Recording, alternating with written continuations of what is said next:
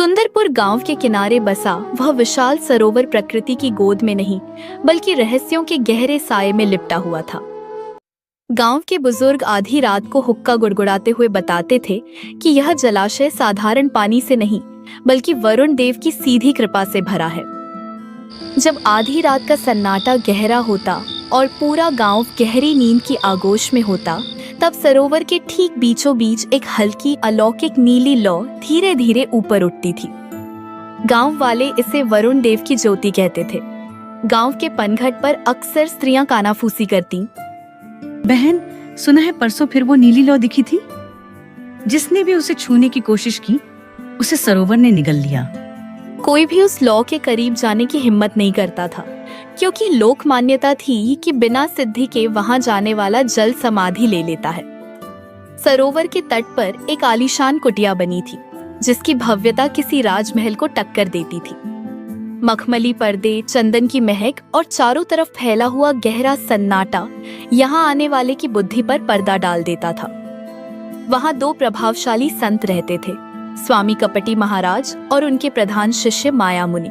स्वामी कपटी महाराज के चेहरे पर एक बनावटी तेज था और उनकी लंबी सफेद दाढ़ी उनके भीतर छिपे लालच को ढके रखती थी।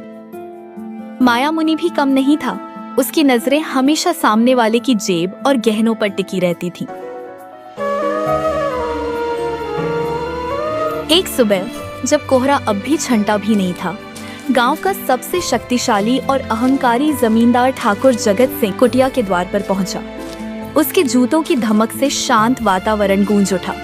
उसने भीतर प्रवेश किया जहां स्वामी जी ध्यान का नाटक कर रहे थे। महाराज, इस तुच्छ प्राणी का दंडवत स्वीकार करें। आपकी ख्याति अब शहर के बड़े बड़े सेठों और दरबारों तक पहुंच गई है। कपटी महाराज ने अपनी एक आंख आधी खोली और माया मुनि को इशारा किया। सावधान ठाकुर, महाराज इस समय वरुण देव से सीधा संवाद कर रहे हैं। तुम्हारी आवाज उनके ध्यान में बाधा डाल रही है। क्षमा करें मुनि जी, पर मेरा मन अशांत है। मैंने अपनी आंखों से महाराज को जल की सतह पर चलते देखा है। वह दृश्य मेरी आंखों से नहीं उतरता। ऐसा लगता है जैसे पानी महाराज के लिए पत्थर बन जाता हो। वत्स जगत सिंह, शांत हो जाओ। वह दृश्य जिसे तुम देख रहे हो वह कोई कलाबाजी नहीं, जल विजय सिद्धि है। वरुण देव स्वयं स्वप्न में आकर मुझे मार्ग दिखाते हैं। महाराज, मुझे भी वह सिद्धि चाहिए। मैं चाहता हूं कि दुनिया जाने कि ठाकुर जगत सिंह पर ईश्वर का हाथ है। मुझे वह शक्ति देखनी है और उसे हर कीमत पर पाना है। महाराज, यदि आप मुझे यह मंत्र सिखा दें तो मैं अपनी जागीर का आधा हिस्सा, अपने गोदामों का अनाज और अपनी तिजोरी की चाबियां आपके चरणों में रख दूंगा। वत्स, तुम सिद्धि को व्यापार समझ रहे हो? यह मंत्र बाजार में बिकने वाली कोई वस्तु नहीं है। यह रक्त, पसीने और अटूट श्रद्धा से सिद्ध होता है। वरुण देव केवल उसे ही अपना मार्ग दिखाते हैं जो मोह माया के बंधनों को तोड़कर अपना सर्वस्व उनके चरणों में अर्पण कर दे। क्या तुम सच में तैयार हो या यह केवल एक क्षणिक लालच है? महाराज, ठाकुर जगत सिंह जो कहता है वह पत्थर की लकीर है। बस एक बार, बस आज रात मुझे उस नीली लौ के पास ले चलिए ताकि मेरी आंखों का आखिरी संशय भी मिट जाए। उसके बाद मेरा तन, मन और धन सब आपका होगा। महाराज, ठाकुर की श्रद्धा प्रबल लग रही है। क्या हमें आज रात इन्हें वरुण देव के दर्शन कराने चाहिए?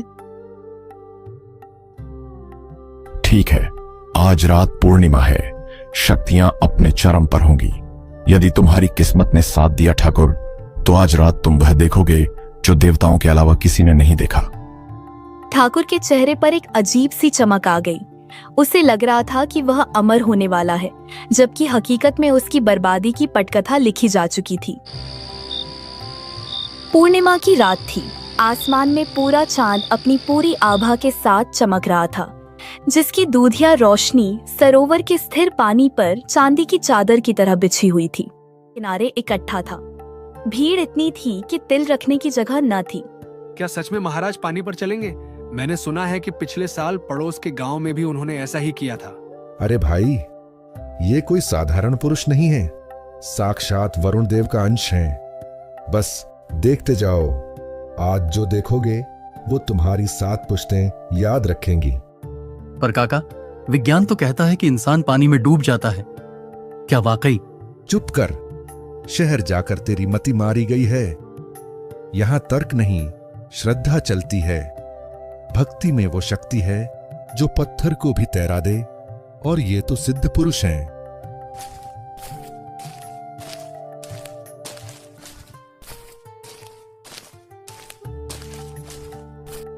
शांत, सब शांत हो जाइए। वरुण देव के आह्वान का समय हो गया है।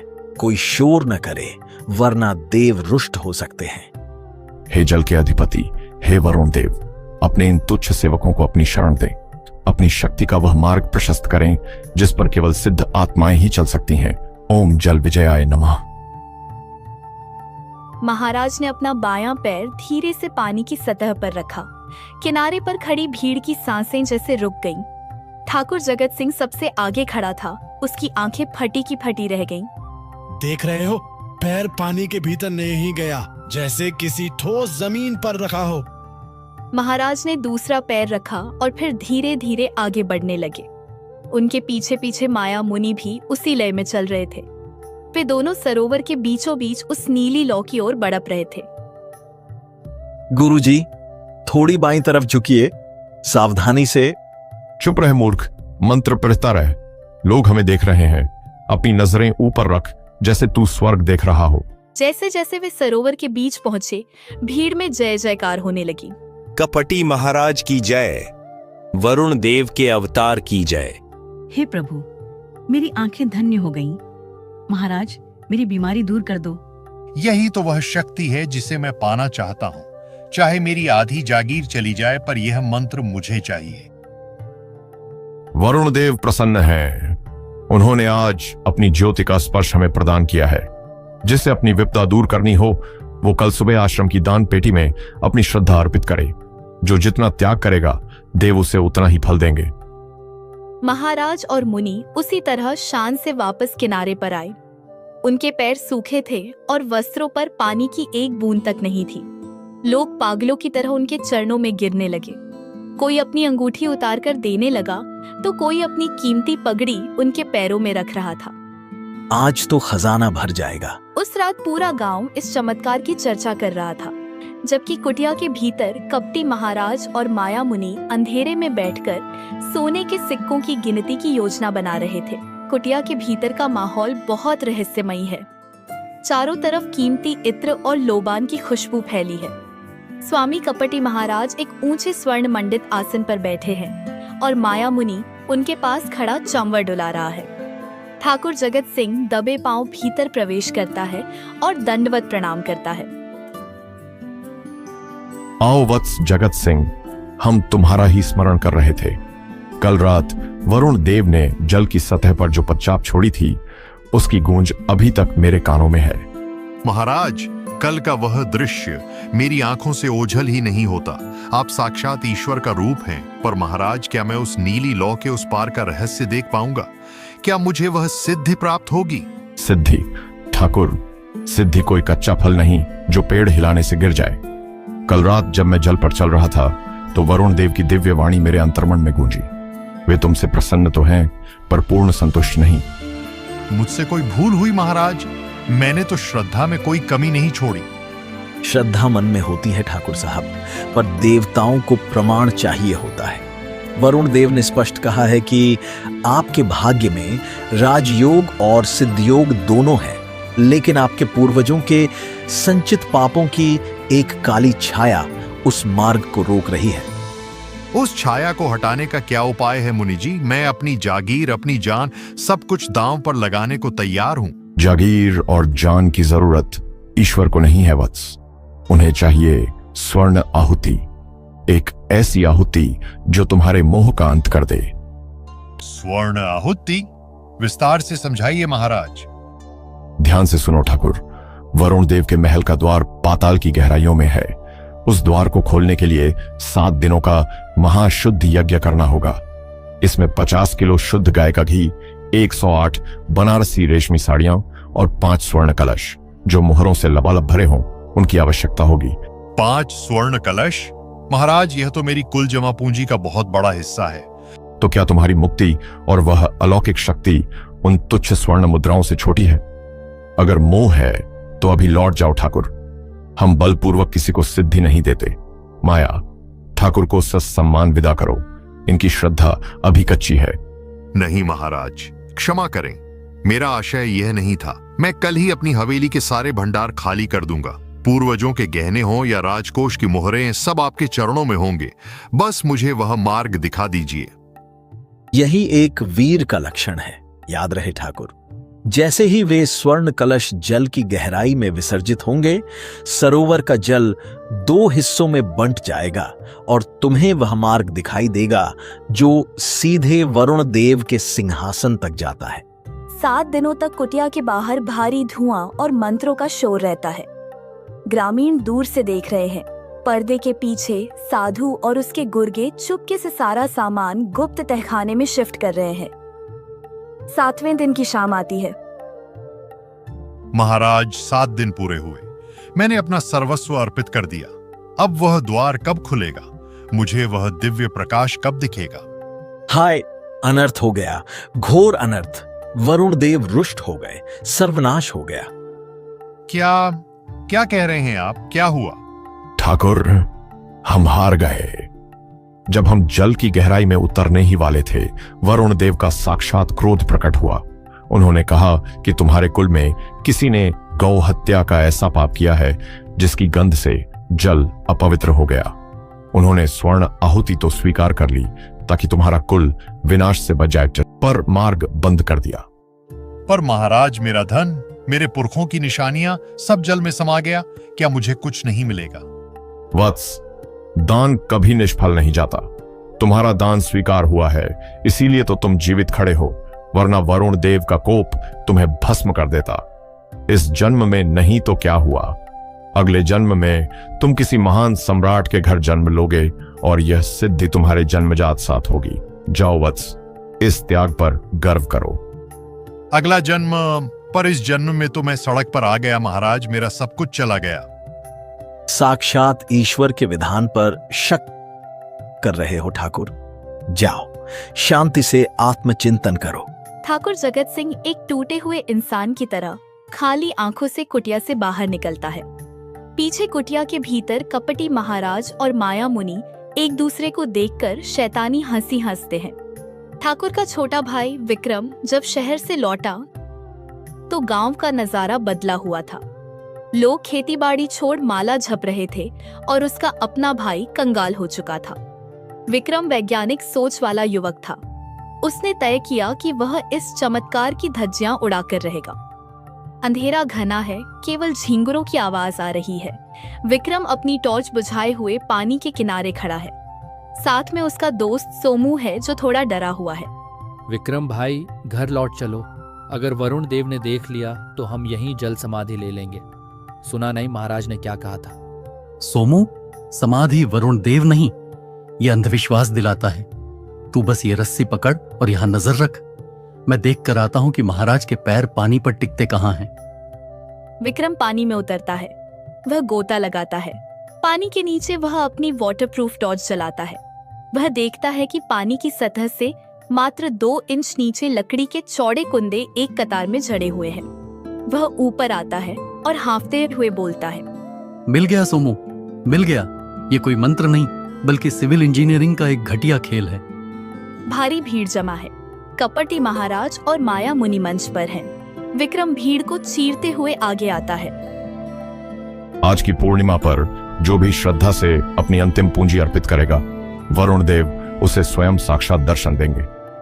ठहरिए महाराज, दर्शन वरुण देव देंगे या वो लकड़ी के खंभे जो आपने कल रात पानी में ठीक किए थे? भीड़ में सन्नाटा छा जाता है। लोग विक्रम को हैरानी से देखते हैं। मूर्ख बालक, तेरी जीभ कैसे चली? तू उस शक्ति का अपमान कर रहा है जिसने तेरे भाई को मोक्ष के द्वार तक पहुंचाया है। मोक्ष के द्वार तक या कंगाली की राह पर? महाराज, अगर आप में इतनी ही शक्ति है तो जरा उस रास्ते से हटकर 2 कदम दाहिनी ओर चलकर दिखाइए। चलिए, अभी दूध का दूध और पानी का पानी हो जाएगा। विक्रम, ये क्या अनर्थ कर रहा है? माफी मांग महाराज से। भाई साहब, आंखें खोलिए। यह धर्म नहीं, धंधा है। महाराज, आप पानी पर नहीं चलते। आप उस गुप्त पुल पर चलते हैं जिसे आपके चेलों ने कीचड़ और धुंध की आड़ में बनाया है। सावधान, वरुण देव का कोप गिरेगा। यह लड़का अधर्मी है, इसे सरोवर से दूर ले जाओ। गांव वालों, क्या आप सच देखना चाहते हैं? सुक्खा, कालू, कूदो पानी में और दिखा दो इन पाखंडियों का सच। विक्रम के इशारे पर 4-5 हट्टे कट्टे युवक पानी में कूद जाते हैं। वे उसी जगह गोता लगाते हैं जहां महाराज पैर रखते थे। अरे यहाँ तो लकड़ी का भारी पटरा लगा है, ये देखो। युवक मिलकर लकड़ी के एक विशाल कुंदे को उखाड़कर ऊपर खींच लाते हैं। पूरी भीड़ हक्की बक्की रह जाती है। देख लिया? और वो नीली लौ, महाराज, फास्फोरस का नाम सुना है? जो हवा के संपर्क में आते ही जलने लगता है। रात के अंधेरे में आप वही पत्थर फेंकते हैं जिससे लोग उसे देवता की ज्योति समझ लेते हैं। कमीनो, तुमने मेरी श्रद्धा का सौदा किया। मेरी पुरखों की कमाई उस लकड़ी के पुल पर खड़ी होकर लूट ली। नहीं, यह तो परीक्षा थी। वरुण देव परीक्षा ले रहे थे। परीक्षा खत्म हुई मुनि जी, अब हिसाब का वक्त है। गांव वालों, इनका सारा काला चिट्ठा उस कुटिया के तहखाने में है जहां भाई साहब का सोना छिपाया गया है। भीड़ उग्र हो जाती है। लोग लाठियां उठा लेते हैं। तभी वातावरण बदलने लगता है और कबीर साहब का प्रवेश होता है। सरोवर का किनारा, जहां पानी के नीचे से निकली लकड़ियां और पत्थर पाखंड की गवाही दे रहे हैं। भीड़ उग्र है। साधु जान बचाने के लिए गिड़गिड़ा रहे हैं। अचानक वातावरण बदलने लगता है। धोखेबाजों, तुमने मेरी पुरखों की निशानियां लूट ली, मुझे कंगाल बना दिया। आज इस सरोवर का पानी तुम्हारे खून से लाल होगा। मारो इन्हें। भीड़ पत्थर उठाती है। तभी हवाओं का रुख बदलता है। एक धीमी लेकिन रूहानी आवाज गूंजती है, राम राम। एक दिव्य प्रकाश क्षितिज से फूटता है और सबकी नजरें पानी की ओर मुड़ जाती हैं। देखो, वह कौन है? क्या वह भी लकड़ी पर चल रहा है? नहीं, असंभव। वह तो बिल्कुल पानी के बीचों बीच है, जहां गहराई सबसे ज्यादा है। उसके नीचे कोई पुल नहीं है। कबीर साहब का प्रवेश होता है। वे साधारण सफेद वस्त्र पहने हैं। उनके चेहरे पर एक ऐसी शांति है जो उग्र भीड़ को भी सुन्न कर देती है। मन न रंगाए, रंगाए जोगी कपड़ा, दाढ़ा बढ़ाए जोगी हो गए बकरा। भीड़ स्तब्ध खड़ी है। कपटी महाराज और माया मुनि डर के मारे थर थर कांप रहे हैं। कबीर साहब उन दोनों के सामने आकर खड़े हो जाते हैं। आप कौन हैं? क्या आप भी कोई सिद्ध महात्मा हैं? हमें बचा लीजिए, ये लोग हमें मार डालेंगे। मैं तो सिर्फ एक जुलाहा हूं भाई। सूत काटता हूं और सत्य बुनता हूं। महात्मा तो तुम थे जो पानी पर चलने का नाटक कर रहे थे।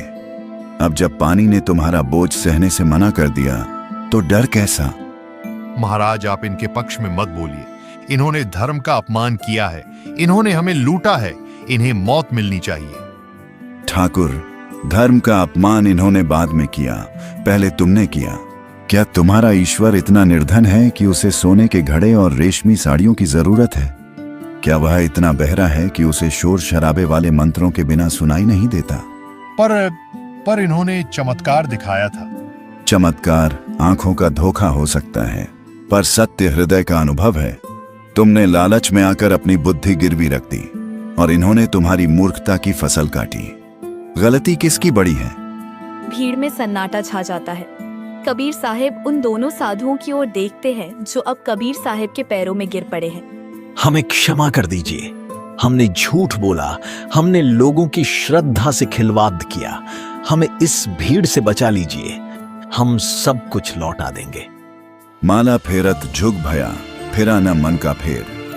कर का मन का डार दे, मन का फेर। भाइयों, इन पर पत्थर चलाने से तुम्हारे डूबे हुए जेवर वापस नहीं आएंगे। इन्हें सजा देनी है तो वह सजा दो जिससे इनका अहंकार मरे, शरीर नहीं। इनसे कहो कि ये अपने हाथों से वह सारा धन वापस करें जिसे इन्होंने तहखानों में छिपाया है। बाबा, कौन है? मैंने आज तक चमत्कार पर विश्वास नहीं किया, पर आप जो कह रहे हैं वह तर्क से भी ऊपर है। आप बिना किसी सहारे के पानी पर कैसे चल पा रहे हैं? बेटा, जब मन में कोई बोझ नहीं होता तो शरीर पानी पर भी नहीं डूबता। जिसके भीतर सत्य का आधार है उसे लकड़ी के कुंदों की जरूरत नहीं पड़ती। याद रखना, पोथी पड़ी पड़ी जग मुआ, पंडित भया न कोई, ढाई आखर प्रेम का, पढ़े सो पंडित होई मोह। महाराज, आज आपने मेरी आंखें खोल दी। असली जल विजय मंत्र तो आपके पास है, जो क्रोध की अग्नि को एक पल में शांत कर दे। हमें अपना शिष्य बना लीजिए। शिष्य बनना है तो सबसे पहले सत्य के बनो। जाओ, जो धन तुम्हारा है उसे संभालो, और जो इनका है उन्हें लौटा दो। परमात्मा का असली मंदिर इन इंसानों की सेवा में है। महाराज, हमें प्राणदान दीजिए। हमने धर्म के नाम पर अधर्म किया, लोभ ने हमारी बुद्धि हर ली थी। हमें इस क्रोधित भीड़ से बचा लीजिए, हम मरना नहीं चाहते। उठो भाई, मौत से क्या डरना? डरना है तो उस झूठ से डरो जिसे तुम ओढ़कर जी रहे थे। तुमने लोगों की आंखों पर पर्दा डाला, पर कुदरत की आंख से कुछ नहीं छिपता। सजा तो तुम्हें मिल ही चुकी है, तुम्हारी इज्जत की राख उड़ चुकी है। हम क्या करें प्रभु? यह सारा पाप का धन, यह सब हमारे किस काम का? जो जिसका है उसे लौटा दो। यह धन तुम्हारा नहीं, उन भूखों का है जिनका निवाला तुमने छीना है। माया, यह कंचन और कामिनी ही तो इंसान को अंधा करती है। जाओ, कुटिया के उस गुप्त तहखाने को खोलो और एक एक पाई उन गरीबों में बांट दो जिनके घर तुमने उजाड़े हैं। गुरुदेव, मैं तो कहीं का नहीं रहा। मेरा अहंकार, मेरी जागीर, मेरे पूर्वजों की इज्जत सब मिट्टी में मिल गया। मैंने सिद्धि के लालच में अपना घर फूंक दिया। अब मेरा क्या मार्ग है? क्या ईश्वर मुझे कभी क्षमा करेगा? जगत सिंह, तू कहता है कि तू लुट गया। मैं कहता हूं कि तू आज पहली बार अमीर हुआ है। तेरा कूड़ा करकट, तेरा अहंकार और तेरा झूठा आडंबर चला गया। यह तो अच्छा ही हुआ। खाली बर्तन में ही तो अमृत भरा जा सकता है। जब तक तू ठाकुर था तब तक तू इंसान नहीं बन पाया था। पर गुरुदेव, अब मेरे पास कुछ नहीं बचा। मैं अपने परिवार को क्या मुंह दिखाऊंगा? गांव वाले मुझ पर हंसेंगे। दुनिया की हंसी से क्या डरना? डरना है तो अपने भीतर बैठे उस राम से डर जो सब देख रहा है। सुन भाई, साईं इतना दीजिए, जा मैं कुटुंब का घा समाए। मैं भी भूखा न रहूं, साधु न भूखा जाए। परमात्मा को सोने के घड़े नहीं चाहिए, उसे तो बस तेरा साफ मन चाहिए। जा, अपने खेतों में पसीना बहा, ईमानदारी की रोटी कमा, वही असली सिद्धि है। महात्मा जी, आपकी बातों ने आज मेरी विज्ञान की शिक्षा को भी पूर्ण कर दिया। मैंने तो केवल लकड़ी और पत्थरों का सच पकड़ी था, आपने तो जीवन का सच दिखा दिया। बेटा, तर्क की आंख बाहर का सच देखती है और श्रद्धा की आंख भीतर का। दोनों जरूरी हैं, पर याद रखना, जहां पाखंड हो वहां सवाल उठाना ही सबसे बड़ी पूजा है। गांव वालों, देखो इन पत्थरों को, इन लकड़ियों को। क्या पानी पर चलना ही भगवान का होना है? नहीं, पानी पर तो तिनका भी तैर जाता है। इंसान वो है जो दुख के दरिया में डूबते हुए दूसरे इंसान को पार लगा दे। आज से सरोवर का नाम नील सरोवर नहीं, सत्य सरोवर होगा। और याद रखना, मुंह को कहां ढूंढे रे बंदे, मैं तो तेरे पास में। न तीरथ में न मूरत में, मैं तो हूं विश्वास में। गुरुदेव, हमें अपनी शरण में ले लीजिए। हम जीवन भर भक्तों की सेवा करेंगे और आने वाले हर यात्री को आपके सत्य का मार्ग दिखाएंगे। कबीर साहब सभी गांव वालों को दीक्षा देते हैं। सूरज पूरी तरह ढल चुका है, पर गांव वालों के चेहरों पर सत्य का एक नया उजाला चमक रहा है।